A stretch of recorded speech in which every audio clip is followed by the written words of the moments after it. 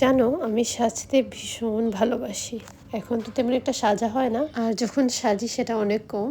Minimal makeup. আর তোমরা যারা আমাকে অনেক দিন থেকে দেখে আসছে তোমরা অবশ্যই জানবে যে আমি সবসময় অল্প একটু মেকআপ করি। আমরা যখন অনেক ছোট ছিলাম তখনই আমাদের মা বাবা আমাকে আর বোনকে একসাথে নাচ গান আর্ট সবকিছুতে একসাথে দিয়ে দিয়েছিল। নাচটা আমাকে আগে দেওয়া হয়েছিল, আর্ট আর গান তার অনেক পরে ভর্তি হয়েছিলাম। আর্টটা তো তাও অনেক ভালো, গান আমি বলেই লাভ নেই। বনু আর আমি পুরো উল্টো ছিলাম।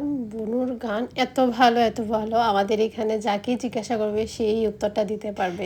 আমার বোনের গান সবার পছন্দের ছিল, কিন্তু ওর নাচটা ভালো লাগতো না। একমাত্র ব্যাক স্টেজে রেডি হয়ে বসে থাকা, সাজাগোজা ওর পছন্দই হতো না। আর আমি ছিলাম তার উল্টোটা। আমি যখন নাচে ভর্তি হই তখন আমার বয়সটা ছিল 2.5 বছর। আমি তখন থেকে নাচা স্টার্ট করেছিলাম, আর ওই সময় থেকে এই সাজগোজের সাথে আমি জড়িত। কখনোই আমি তেমন ক্লান্ত হতাম না ব্যাক স্টেজে রেডি হয়ে বসে থাক ঘন্টার পর ঘন্টা। তারপর অনেক সময় ইলেকট্রিসিটি প্রবলেম হতো, জেনারেটর প্রবলেম হতো, তো এইসব নিয়ে অনেক আগে থেকে ব্যাক স্টেজে রেডি হয়ে বসে থাকা অনেক পেশেন্সের একটা ব্যাপার। কখনো ওইসব নিয়ে আমি বিরক্ত হতাম না বা ক্লান্তও হতাম না। সাজাটা আমার বরাবরই পছন্দের একটা জিনিস। তারপর যখন আমি 12 দিয়েছিলাম আফটার বোর্ডস, আমি ফটোশুট করতাম অনেক বেশি, অ্যাজ এ মডেল। তারপর কিছু কারণবশত ওই জিনিসটাও আমার আর কন্টিনিউ করা হয়নি। ওই টাইমে তো ওই জিনিসগুলো তেমন একটা বুঝতে পারিনি, বাট তারপর যখন আমি ডিগ্রি কমপ্লিট করলাম, তার প্লাস পাশাপাশি নিজের পেশেন্স সব কিছু নিয়ে দেখলাম, তখন গিয়ে আমি এই জিনিসটা বুঝতে পারলাম। এই জিনিসটা আমার একটা পেশেন্স ছিল। লাইফে যদি আমি আবার সুযোগ পাই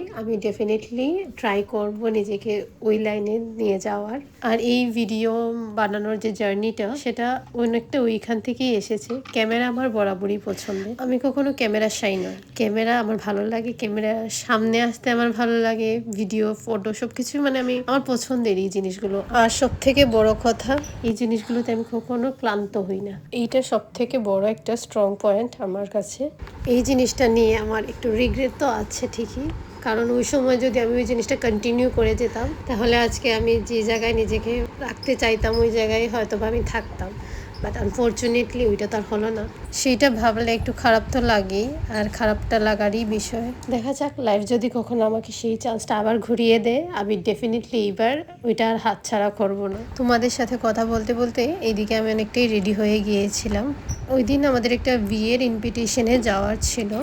সেদিন যে শাড়িটা আমি পরেছিলাম সেটা একটু পরে ভিডিওতে তোমরা দেখতেই পাবে। ওইটা আমার মায়ের শাড়ি, একটা কাঞ্জিভারম শাড়ি। এটা অনেক দিন আগে থেকে আমি আনিয়ে রেখেছিলাম কোনো একটা অকেশনে পরবো, কিন্তু পরার হচ্ছিল না। তো ফাইনালি আমি ওই দিন চান্স পেয়েছিলাম ওই শাড়িটা সুন্দর করে পরার। মূলত তার জন্য ওই ভিডিওটা করা, যাতে মায়ের পরা শাড়িটা আমার কাছে থেকে যায় একটা মেমোরি হিসাবে।